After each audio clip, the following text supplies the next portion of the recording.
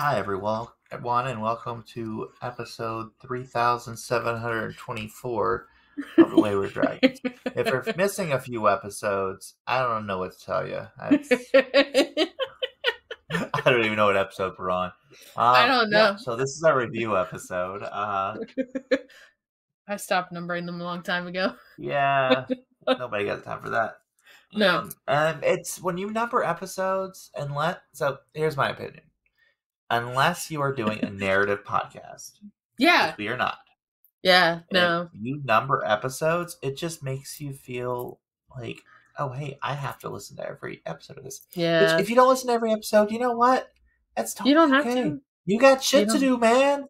Yeah. But just listen to when you can and share when you can. Yeah. That being said, hi, I'm Johnny. And I'm Kelsey. And welcome. Welcome to our review episode. How are you? Yeah.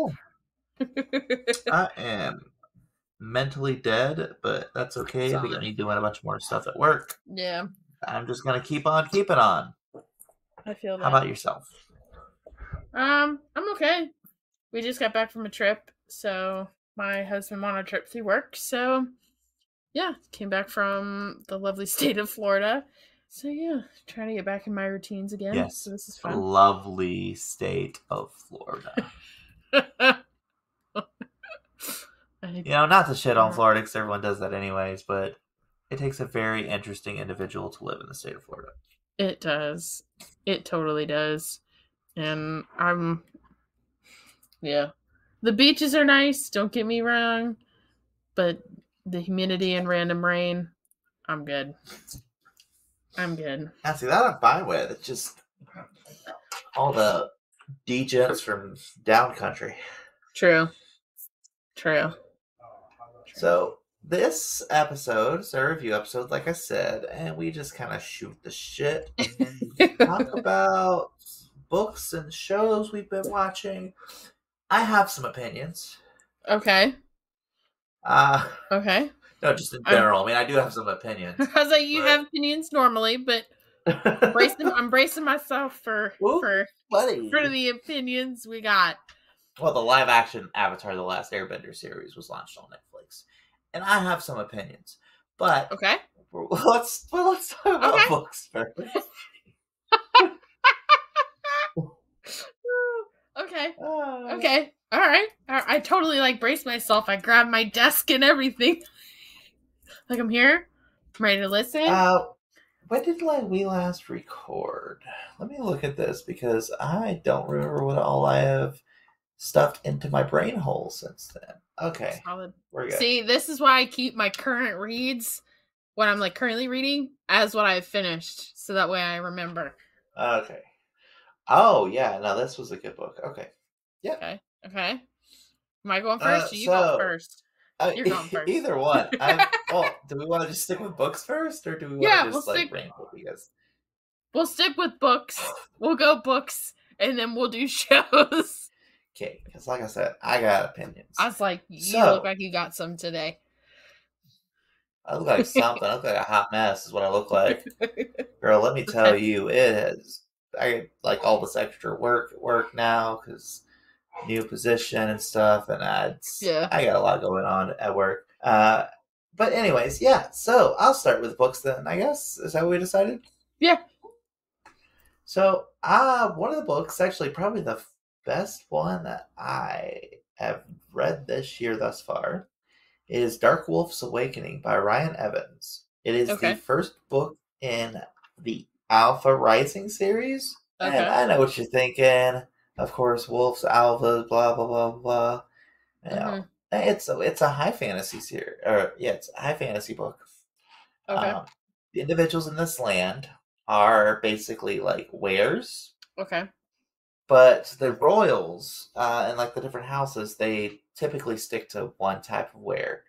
Well, this guy was an orphan, and the way it works is that if you have an older bloodline, your ware is stronger.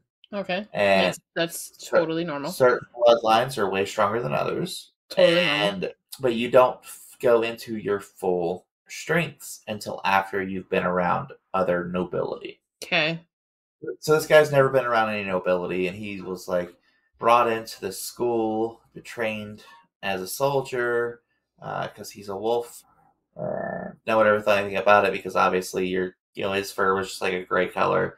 But then he started feeling all these things and this hostility when he saw finally saw the royals that were wolves that he was technically going to be working under. And when he transformed, his fur was a different color, and come to find out, he is, spoilers, guys. He is the member of a thought to be dead family who is super strong and like one of the oldest families. And he's upsetting the status quo because he's tired of royals thinking that they're the most important and thinking their shit don't stink. And he's saying, fuck this, and overthrowing what is. Okay. I also read Jigsaw Blade, which was a really fucking weird book. I immediately get like Saw vibes. Well, no, so it's like there's these legendary swords that choose their wielders. And so this guy's like wanting to be a wielder of a legendary sword, and he finds one, and it's a jigsaw, which literally is a sword that he can take it and cause to turn into a saw and saw through things. And there's like dinosaurs and stuff. It's really bizarre. That sounds weird. I appreciate. So it's the Bizarre Blades book series. I appreciate what the author was trying to do. The book is by Stevie Collier, and I'll probably at some point read other books in the series. But I appreciate what she was trying to do. It's one of those things that's a very niche audience, and I think it would work better if she was writing a video game. Okay. Sometimes it happens. That series was nothing great. It was mediocre. Oh, here's a fun. Like I read the first two books from what is the actual name of this series? Metal Fury. Read the first two books, which is I Am Mech and Mech Planet. Essentially, this guy is a mech pilot, which I'm not overly fond of mech stuff anyways, but this guy was a mech pilot, and he basically got screwed over because the government's dirty. Okay. Shocker. And so he pushed against that, and they left him for dead on a garbage planet. When he was on the garbage planet, he got these rings from this old dude who basically lets him construct things that anything he can imagine. So based off his will. So literally, it's if Green Lantern was a mech driver. Okay.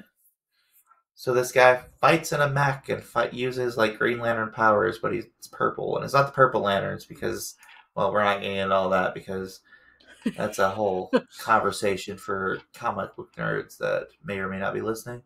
Anyways, yeah, so he fights things against like gladiatorial slavery and capitalism and greed. Well, that was an interesting series. I read a book called Columbus Day, which I will not be reading any of the rest of the series, by Craig Alanson. Super racist, super xenophobic, super nationalist. One of the worst books I have ever read. If I could rate it lower than a 1 star, I would. You don't have to leave it any stars at all. Yeah, but then if I don't leave it any stars, then it doesn't bring down the average. True. But I mean, I read a few other books. Those are really the highlights, the ones that stuck out to me. What about you? So I finished The Only Survivors by Megan Miranda. So 10 years ago, 2 vans got into an accident and they fell off of a cliff and into the river, and only 9 kids survived out of these 2 vans from this. They were like on a field trip kind of thing. So they made a pact a year later because one of the girls that survived the accident committed suicide. One of the girls, after her funeral, they made a pact that every year they're going to come to this house that one of them rents, and does it say why she committed suicide? No. Is it like survivor's guilt or? I don't know. Well, She you do responsible? know. You do know. You find out later in the book what happens. Okay. So you do. Yes. Because everyone thought that it was a deer that they hit. It's not a deer. But they make a pact that they're going to come to this house every year and make sure that they all stay together and okay. And the survivors themselves are kind of struggling with constantly coming back to the house together. The girl it follows, she wants to kind of be done with this. She's kind of over it being this part of her life type thing. But the book is told like a chapter in present, and then you go back to the accident and you get closer and closer to actually what happens, which was kind of cool. Yeah, it seems interesting. I was like, It's different. Yeah. Well, and you find out how the accident was caused, which was fucked up. It wasn't a deer, like everyone's made to believe. It just like it took me forever to get into it, and I listened to this as an audio, and it just dragged on, and the narrator just sounded really whiny. Like they didn't want to be reading it, or like they're just like. I just don't know if they were portraying the characters. They were being very whiny. I'm not positive. I don't know if it was one of those things where they just didn't want to read it. So yeah, and there's like a podcast that's coming after the group and type thing, and you find out who it is who's actually doing all this stuff and being really creepy and all this stuff. It's creepy, but Is it you? No. Are you the one being really creepy? I mean, I can be creepy, but not in that way. God love my husband. Puts up with my ass. The next one I read was The Shoemaker's Magician by Cynthia Playco. So this Shoemaker's Magician? Magician. Yes. Okay. So no shoemakers needed magicians. Sorry, I'm snarky today. You are. You're a little spicy, as I like to say to people. You're a little spicy. It's been a day. Anyways, please continue. So, and I don't know why I do this. Why I pick up like book 2 or 3 in a series. I was just thinking about that the other day. I was sitting there and I'm like, I wonder if Kelsey's picked up any books right in the middle of the series again. I have. So this is a duology. You can read the duology separate. It's even in her thing on Goodreads. Like, you can read them separate. The character development makes more sense. Anyway, I digress.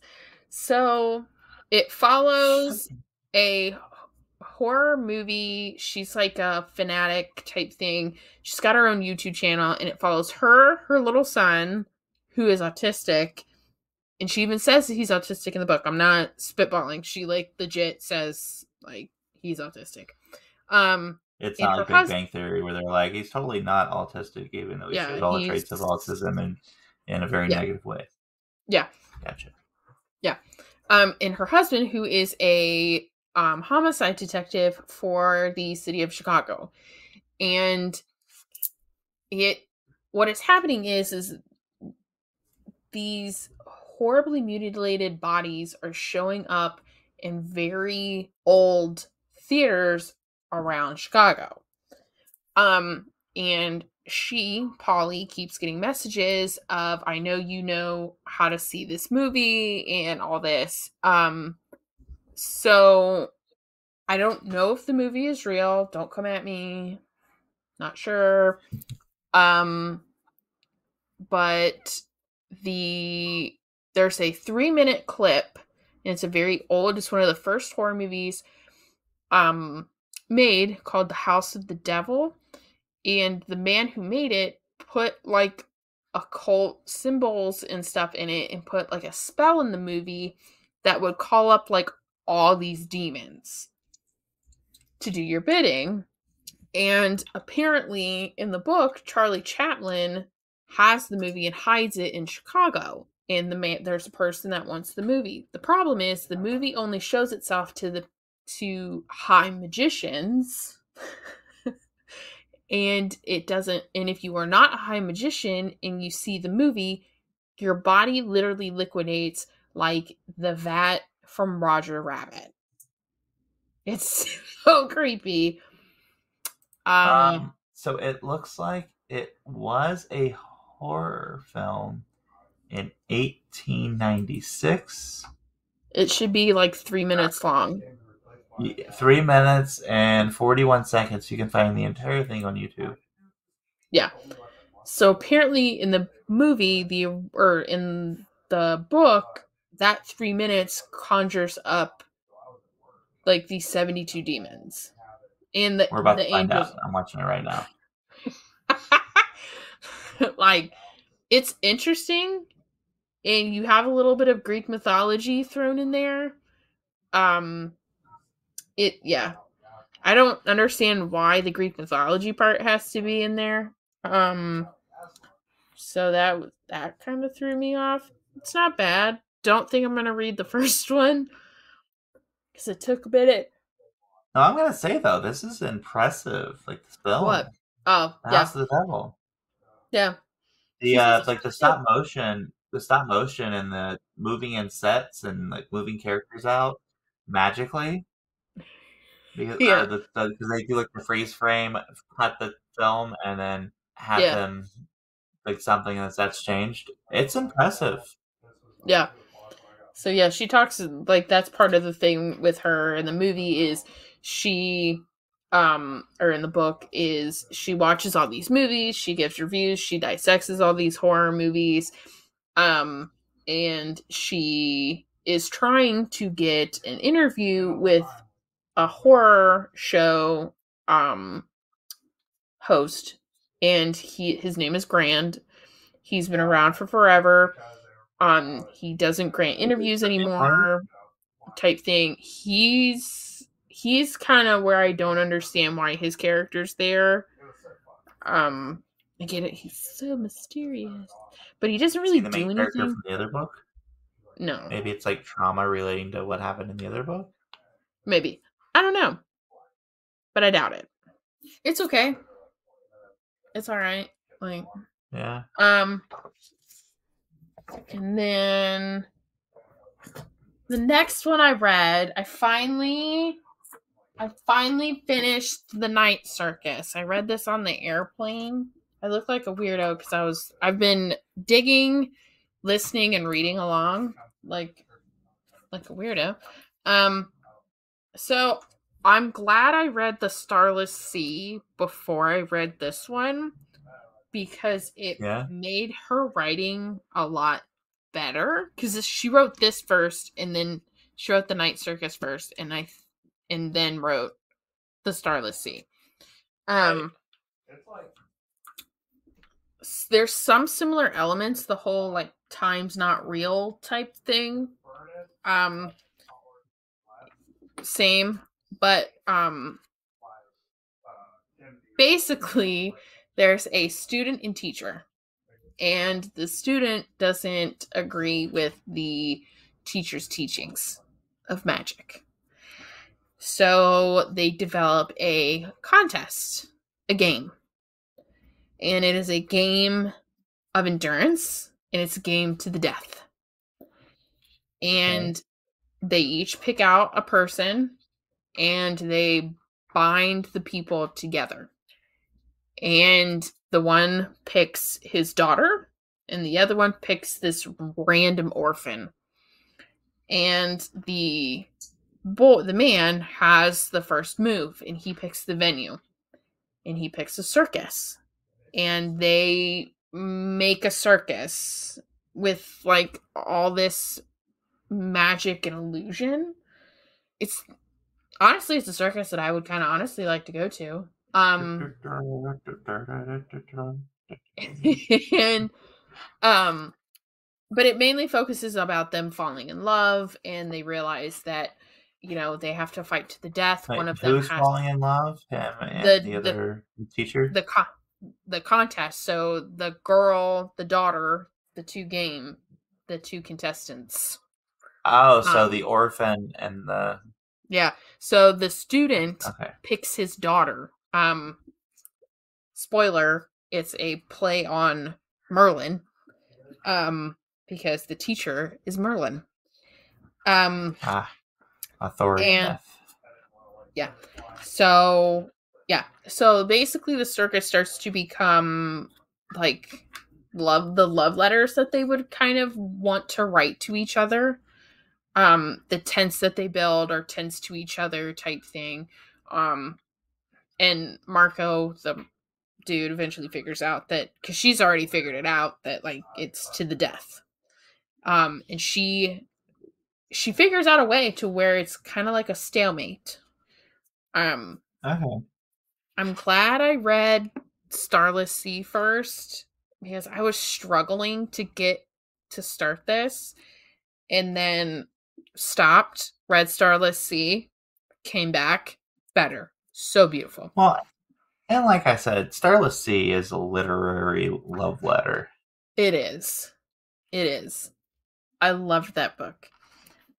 The next one I read made me think of you. Uh-oh.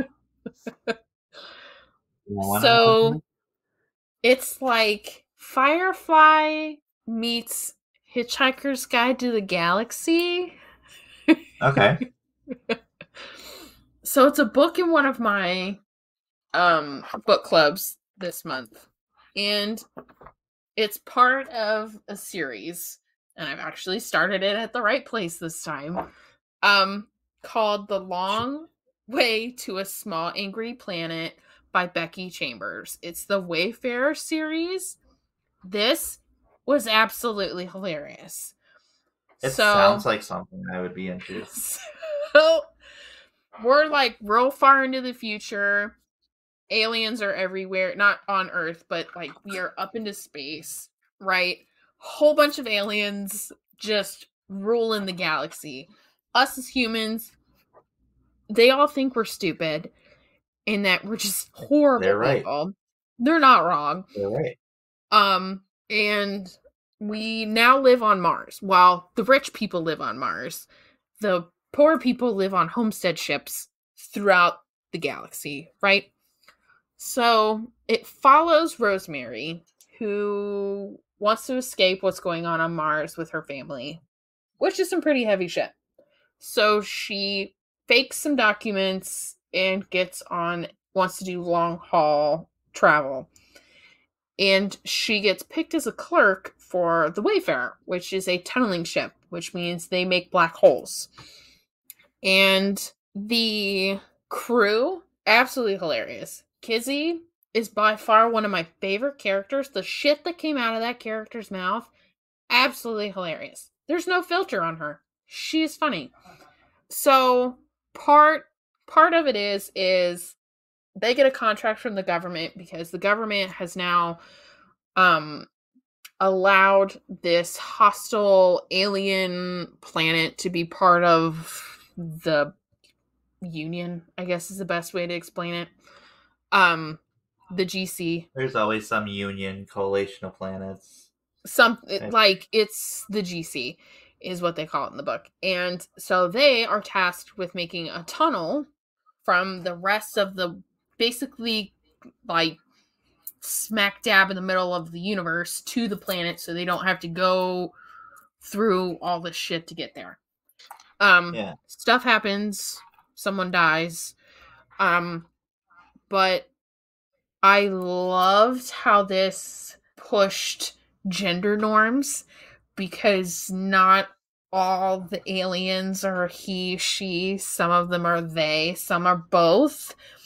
Like, it pushes what you expect, what is the normal expected gender norms.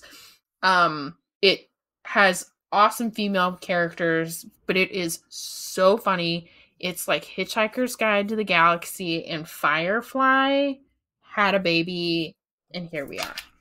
I'm on book 2. I just started that the other day because it follows. Yeah, you'll have to send me the name of that so I can check it out.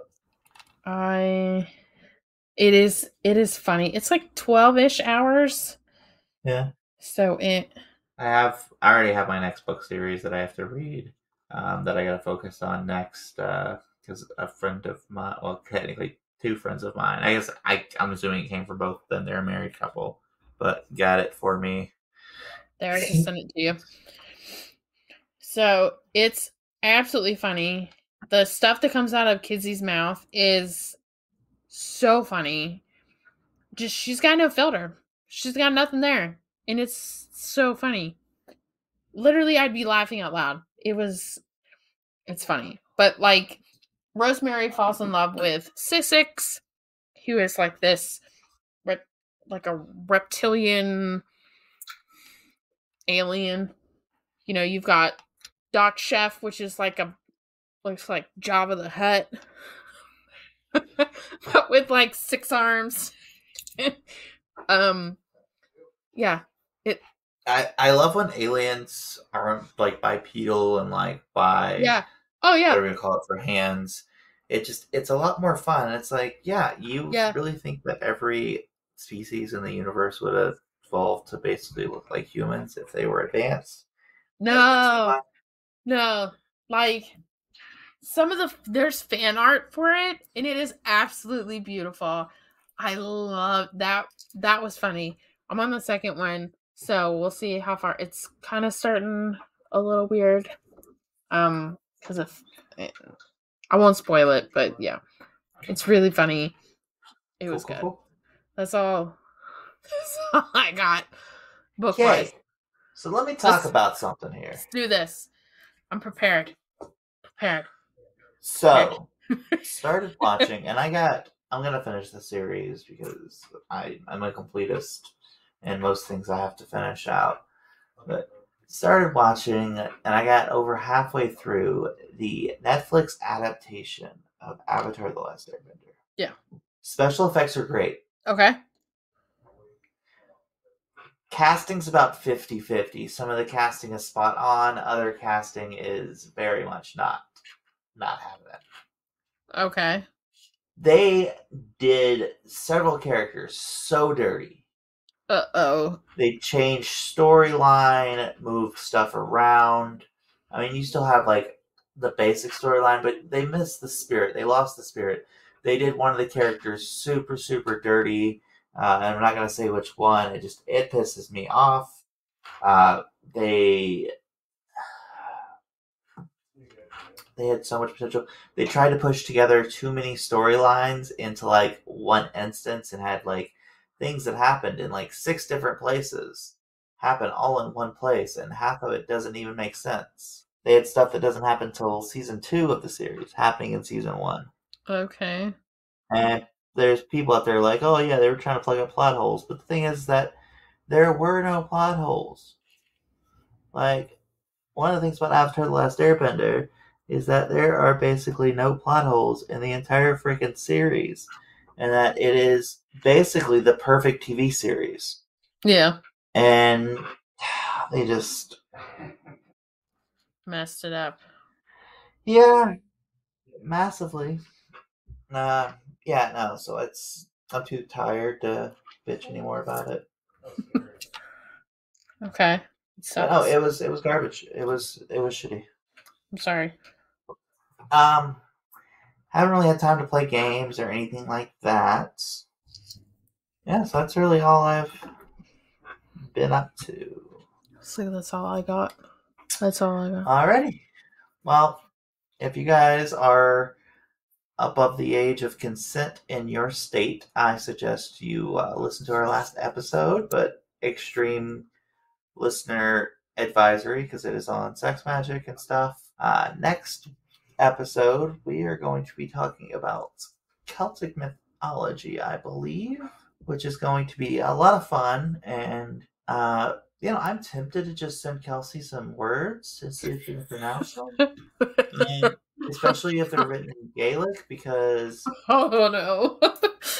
It'll be a lot of fun. It'll be entertaining to me. It's going to be a me episode because of the Gaelic and because of that. And I'm not by any means an expert at pronouncing stuff, but better than me. I am a little bit better than Kelsey. You're a lot better than me. That being said, I welcome any pronunciation guides that anyone wants to send with some of the words. So, until then, I Well, am Johnny. please rate, view, subscribe. Please tell a friend. Please join us on Facebook and Instagram. I always forget about this part. I do too. If you have a topic recommendation or book recommendation, if you just need someone to talk to you about stuff, you can email us at thewaywardragons@gmail.com. But yeah, until next time, John. You're Kelsey? And I'm Johnny. I just said you're Kelsey. You just fucked it up. Oh, whatever. Bye.